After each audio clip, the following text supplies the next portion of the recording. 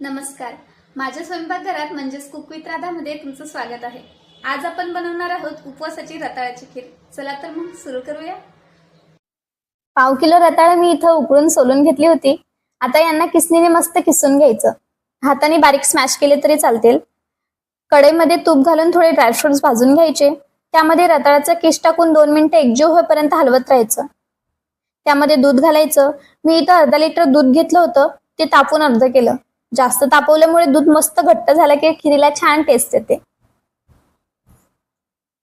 दूध आणि किस एकजीव होत नाही तोपर्यंत हलवत राहायचं.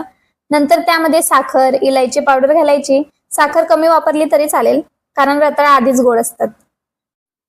साखर पण चांगला विरघळेल एवढं शिजवून घ्यायचं. आणखी ड्रायफ्रुट्स टाकून मस्त गार्निश करायचं. बघा, तयार आहे उपवासाची दाटसर चवदार रताळ्याची खीर. तर मग रेसिपी आवडल्यास लाईक करा, सबस्क्राईब करा. थँक्यू.